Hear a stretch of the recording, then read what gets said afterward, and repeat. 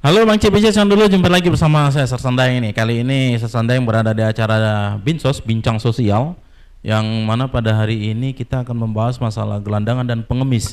Sepertinya di Sumatera Selatan, terutama di Kota Palembang, itu marak sekali gelandangan dan pengemis yang notabene sebenarnya sudah dikelola oleh Dinas Sosial Provinsi maupun Kabupaten Kota. Cuma entah kenapa, mungkin karena rasa enak ya, meminta-minta di pinggir jalan, karena memang kebanyakan orang baik juga nih di Kota Palembang, sehingga masih juga memberikan bantuan sedekah ke pengemis-pengemis di pinggir jalan, padahal itu malah menimbulkan efek sosial yang luar biasa juga ya. Artinya apa yang sudah dikerjakan oleh Dinsos ini akan sia-sia, karena mereka akan kembali lagi ke jalan karena dianggap lebih enak. Nah, dapat duit minta-minta tanpa harus bekerja, tanpa harus jadi pembantu rumah tangga atau bekerja apapun, dengan hasil yang cukup lumayan bagus juga kalau kita akumulasikan penghasilan daripada pengemis di Kota Palembang maupun kota-kota lain di Kabupaten Provinsi Sumatera Selatan. Oke, hari ini coba aja kita bincang-bincang dulu dengan Kabid Rehabilitasi Sosial Pak Dian Saputra SSIT MSI, dan juga ini ibu ini sebagai Kepala Panti Sosial UPTD Rehabilitasi Sosial dan Gelandangan, Gelandangan dan Pengemis, dan ODGJ, orang dengan gejala kejiwaan, gangguan jiwa ya, di Kenten Laut ya. Kita sapa dulu. Assalamualaikum warahmatullahi wabarakatuh. Waalaikumsalam warahmatullahi wabarakatuh. Nah, Pak Dian, kita tadi sudah membahas pintas ya dengan kondisi gelandangan dan pengemis di kabupaten kota di Sumatera Selatan, terutama kerjanya Dinas Sosial Provinsi. Banyak juga mengatakan bahwasanya itu tugasnya panti sosial. Nah, mungkin bisa dijelaskan dengan kondisi sekarang ini, apa saja sih yang dilakukan oleh Dinas Sosial Provinsi Sumatera Selatan terkait daripada maraknya gelandangan dan pengemis di kabupaten kota yang ada di 17 kabupaten kota kita. Silakan. Baik, terima kasih Pak Daeng. Jadi kalau kita bicara tentang pengandangan dan pengemis, kita berbasis dulu ke dasar hukumnya, bahwa kita itu punya Undang-Undang 23 tahun 2014 tentang pemerintahan daerah. Di sana membagi kewenangan urusan pemerintahan antara pemerintah provinsi dan pemerintah daerah. Nah, untuk permasalahan sosial, untuk penanganan permasalahan sosial di luar panti, itu kewenangannya di kabupaten kota. Sedangkan Dinas Sosial Provinsi untuk penanganan sosial di dalam panti. Nah, khusus untuk gelandangan dan pengemis, untuk penjangkauan awal seharusnya itu dilaksanakan oleh teman-teman Kabupaten 14 tentang pemerintahan daerah. Nah, setelah mereka itu dijangkau, seharusnya mereka ditempatkan dulu di rumah-rumah singgah yang punya di kabupaten kota. Ini juga jadi permasalahan karena memang teman-teman di kabupaten kota, khususnya dinas sosial, tidak memiliki rumah singgah, sehingga gelandangan dan pengemis itu sering dititipkan di panti kita, di panti pengandangan dan pengemis dan OGJ yang ada di Kenten Laut. Seharusnya dalam penanganan kita harus melakukan asesmen dulu terhadap gelandangan pengemisnya, baik terhadap yang bersangkutan ataupun terhadap keluarga. Karena kita itu Pak sekarang punya namanya Peraturan Menteri Sosial Nomor 7 Tahun 2021 tentang atensi rehabilitasi sosial. Di sana dalam melaksanakan program atensi ini ada 3 pendekatan yang digunakan. Yang pertama itu pendekatan berbasis keluarga, kedua pendekatan berbasis komunitas, yang ketiga pendekatan berbasis residensial. Nah, seharusnya teman-teman gelandangan di pengemis itu dilakukan semacam atensi dulu. Yang menjadi permasalahan mereka menjadi pengemis, itu dulu yang harus kita selesaikan. Kalau memang permasalahannya dari pihak keluarga, itu bisa kita kasih bantuan dengan melakukan program atensi yang sekarang kewenangannya ada di Kementerian Sosial. Dalam hal ini untuk Sumatera Selatan kita punya Balai Budi Perkasa yang ada di kilometer 5. Nah, setelah memang dilakukan asesmen yang bersangkutan tidak ada keluarga lagi yang mau mengurus atau nanti pun mereka terjadi tindak kekerasan yang berulang, langkah terakhir itu kita menggunakan atensi berbasis residensial. Itu yang nanti mereka bisa dititipkan di panti-panti yang ada di Kementerian Sosial atau yang ada di kita di Provinsi Sumatera Selatan. Jadi langkah penitipan gelandangan pengemis itu langkah terakhir. Iya, jadi pola pendekatan yang pertama itu kita laksanakan pola pendekatan berbasis keluarga dulu. Oke, ya Pak Dian, ini kan kita berbicara masalah masyarakat kan menginginkan juga dia ingin mencari pahala, artinya mereka bersedekah, ya kan, tidak tahu siapa dia jadi pengemis, dia dari asal dari mana, ya kan. Intinya kadang-kadang kan sampai juga kita lihat di Jalan Demang Lebar Daun itu kalau Jumat Berkah itu keliling itu rame di situ kan. Nah, ini ada nggak regulasi atau aturan-aturan ya bagi masyarakat yang memberikan sedekah itu ada investmentnya atau ada aturan yang bagus sehingga jangan lagi ya kan memberikan sedekah itu tidak tepat pada sasaran. Ya, seperti ya kan ada panti ya di sini ya.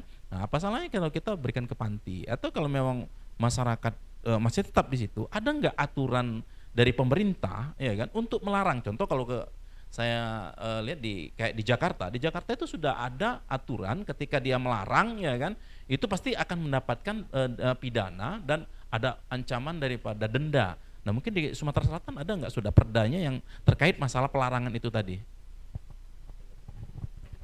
Kalau untuk aturan Pak, khususnya kita di Dinas Sosial Provinsi, sampai saat ini belum ada untuk melarang. Tetapi kami menghimbau bahwa kita dalam memberikan bantuan atau santunan kepada sesuatu itu harap ke lembaga resmi. Kenapa?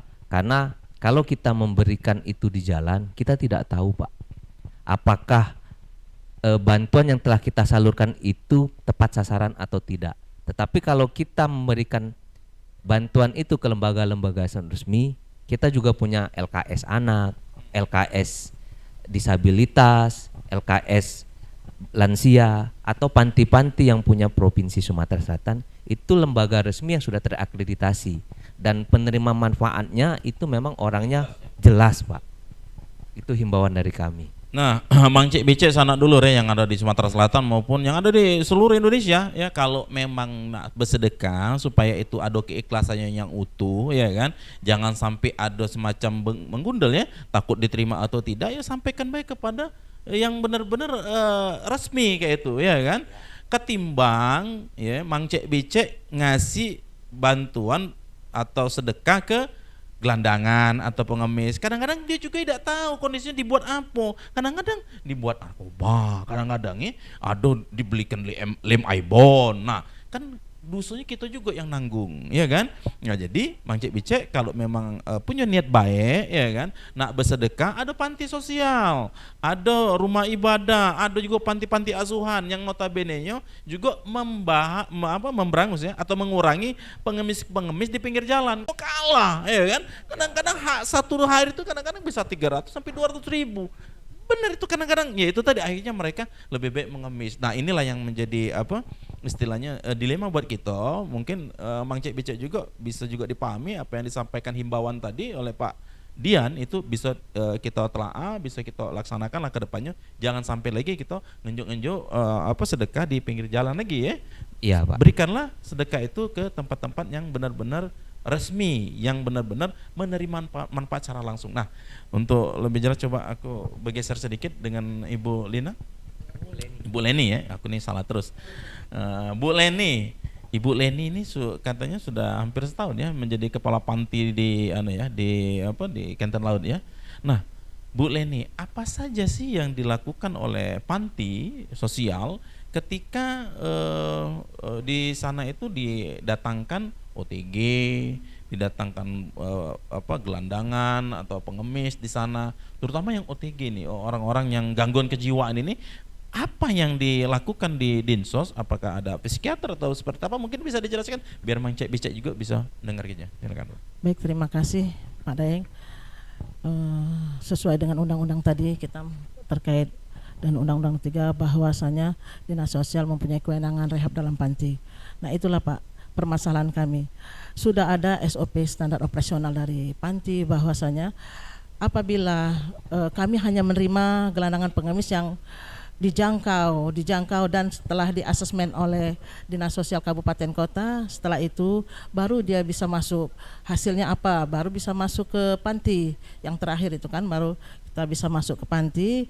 Apakah mereka itu gelandangan pengemis? Apabila memang gelandangan pengemis, yang terlantar itu ke panti dan yang berkeluarga itu dikembalikan seharusnya oleh Dinas Sosial Kabupaten Kota ke keluarga. Nah, apabila memang keluarganya tidak lagi mau menerima, itu boleh kita taruh ke panti gelandangan pengemis dan orang gangguan jiwa. Nah, ini yang permasalahan satu ini yang masalah orang dengan gangguan jiwa. Karena untuk orang dengan gangguan jiwa seharusnya SOP-nya kita punya SOP itu dia ke RBA dulu. Ke RBA dulu, diantar ke RBA dan rumah sakit jiwa itu mungkin di rumah sakit jiwa itu 2 minggu ya Pak, Dian 2 minggu paling lama.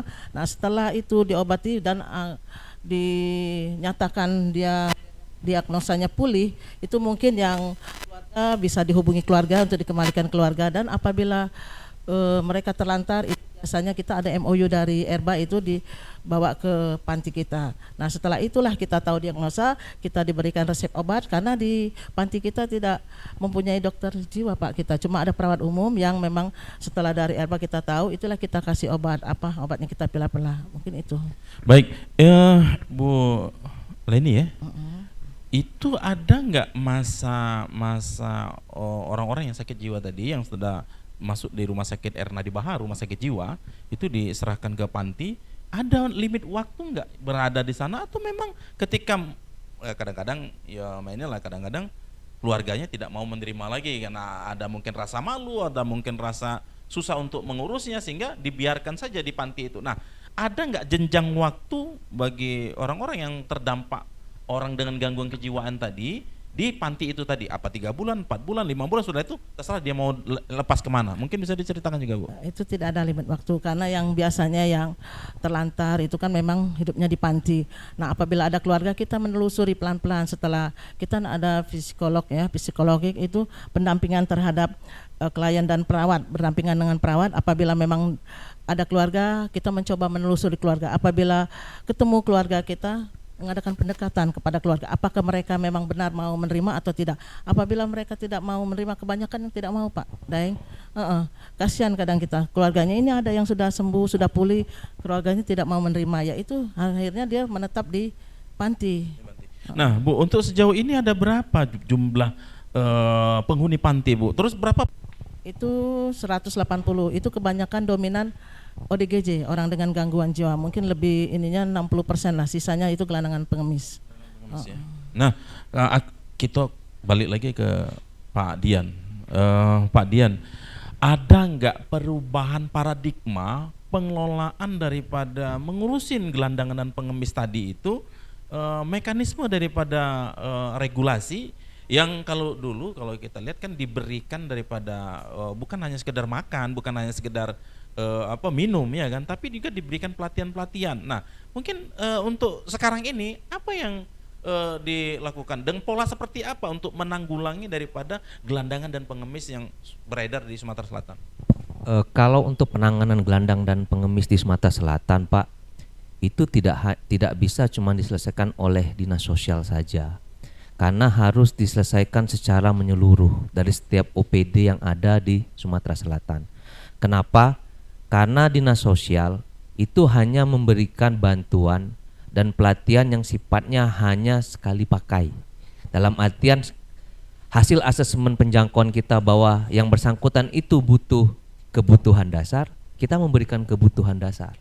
Nah, untuk penanganan permasalahan sosial kan tidak bisa begitu Pak. Harus komprehensif.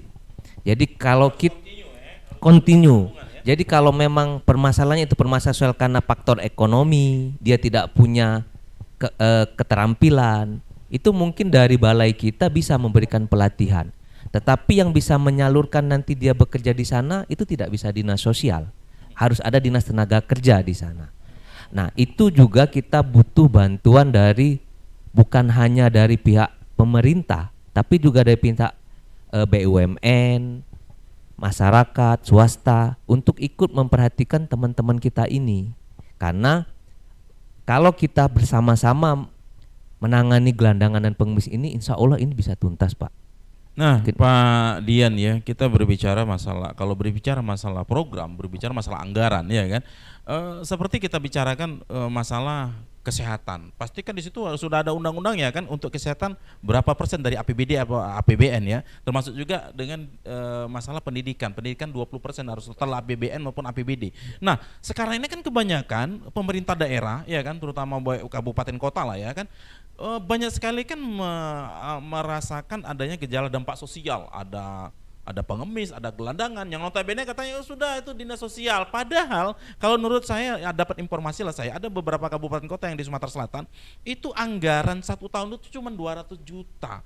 Terus dari mana untuk bisa menanggulangi daripada gelandangan pengemis ini? Nah, ini yang mungkin memang dinas kita kan tidak seksi, artinya tidak menghasilkan uang tapi menghabiskan uang. Tapi secara implisit mengurusin sosial itu bukan hanya sekedar finansial saja, tapi banyak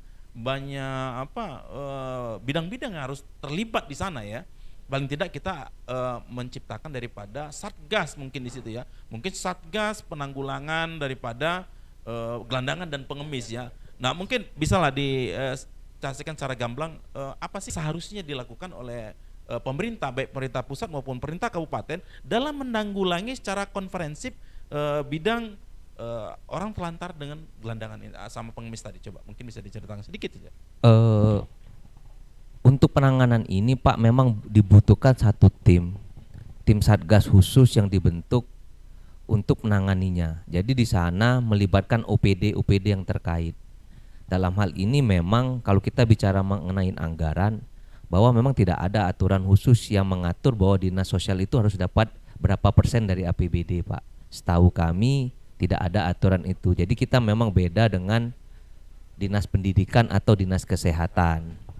Nah, tim ini sebenarnya Pak, tinggal siapa yang akan berbuat.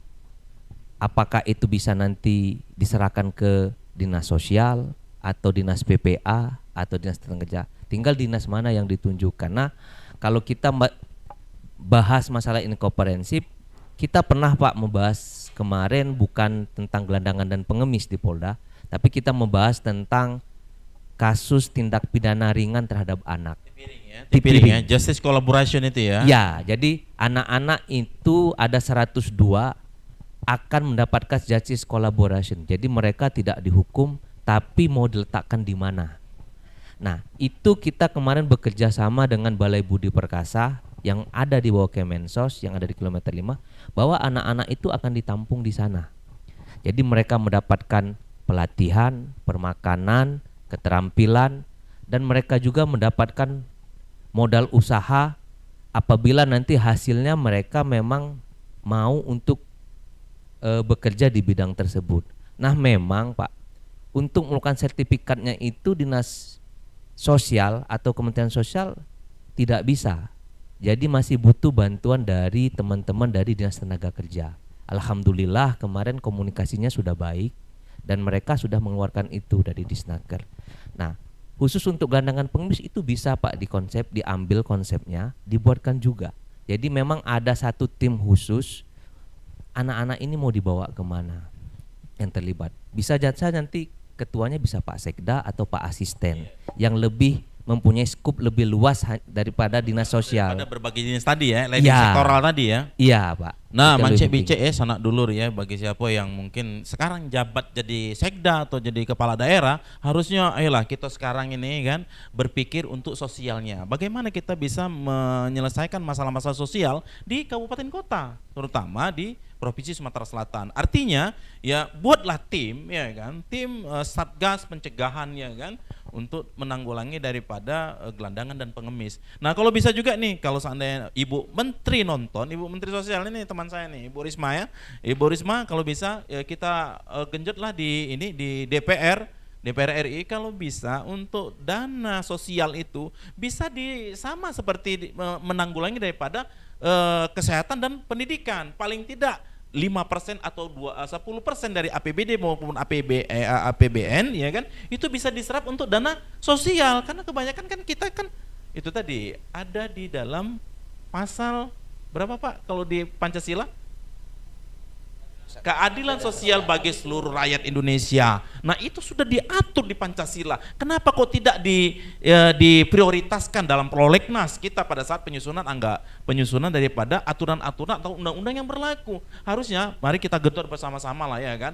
Ayo kita junjung tinggi bareng-bareng ya kan. Bagaimana kita bisa meningkatkan daripada masalah-masalah sosial ini bisa juga diikuti dengan anggaran. Jangan cuma menjadi komoditas untuk politik saja. Jangan hanya untuk menjadikan komunitas, hanya untuk menjadi apa ya, semacam ya gimmick-gimmick di dalam organisasi ya. Nah ini perlu pemerintah juga nanti bila perlu ke depan ya kan, untuk membentuk ya kan undang-undang terkait dengan anggaran sosial yang mungkin nanti bisa juga berdampak sosial yang lebih luas lagi ke seluruh Nusantara ya kan. Mungkin ada lagi Pak Dian yang perlu disampaikan kepada Mang Cek Becek untuk warga atau keluarganya yang mungkin sekarang ditampung di panti ya kan, ya mbok ya biarpun kayak mana kan tetap saudara, biarpun dia itu gila, biarpun dia itu kekurangan, nah ayolah tetaplah kembalikan lagi, diterima lagi di keluarganya ya Pak. Coba nih sampaikan Pak Dian. Baik, terima kasih Pak Daeng. Jadi kami menghimbau kepada masyarakat Provinsi Sumatera Selatan, khusus untuk gelandangan pengemis, permasalahan ini tidak bisa diselesaikan satu OPD Pak. Mari kita bersama-sama kita tanggulangin bareng-bareng. Yang paling bagus penanganan sosial itu penanganan berbasis keluarga. Jadi memang keluarga yang mempunyai peran penting untuk melakukan pengasuhan terhadap anak ataupun keluarga kita. Jadi jangan malu kalau memang ada keluarga kita yang mengalami permasalahan sosial. Kami sebagai Dinas Sosial Provinsi siap memfasilitasi ataupun memberikan bantuan apabila dibutuhkan. Mungkin itu Pak. Baik, ini mungkin Ibu ini juga mungkin ada yang perlu disampaikan baik dari untuk keluarga maupun publik yang mungkin bisa disampaikan sekarang Bu. Terima kasih Pak Daeng. Mungkin kami menyampaikan sedikit menghimbau untuk di kabupaten kota, buatlah untuk rumah singgah hasil penjangkauan, mempermudah kita mengasesmen dan menjangkau sehingga untuk penanganan sosial itu bisa berjalan dengan lancar. Itu aja Pak. Nah, Mang Cek Becek ya, sanak dulur yang sekarang menjadi wali kota, yang menjadi bupati, yang menjadi gubernur, yang menjadi sekda atau yang menjadi stakeholder ya, yang berada di kabupaten kota, hendaknya berpikir sekarang karena begitu banyak sekarang marak gelandangan dan pengemis, bentuklah rumah singgah, buatlah rumah singgah. Karena apa? Daya tampung yang ada di Provinsi Sumatera Selatan itu sangat terbatas sekali, dan kesian terkadang ketika melakukan upaya penegakan hukum ya, nah terkadang Satpol PP juga bingung nak dibawa kemana ya rumah singgah tidak kati. Nah jadi bagi siapa juga yang pengen merasa beribadah atau ini bersedekah, nah buatlah rumah singgah. Di situ njoklah makan, njoklah pelatihan. Nah, insya Allah mungkin bisa barokah dunia akhirat ya. Oke, itu Mang Cek Becek, sanak dulur, terima kasih. Kita jumpa lagi dengan bincang sosial lainnya. Assalamualaikum warahmatullahi wabarakatuh. Waalaikumsalam warahmatullahi wabarakatuh.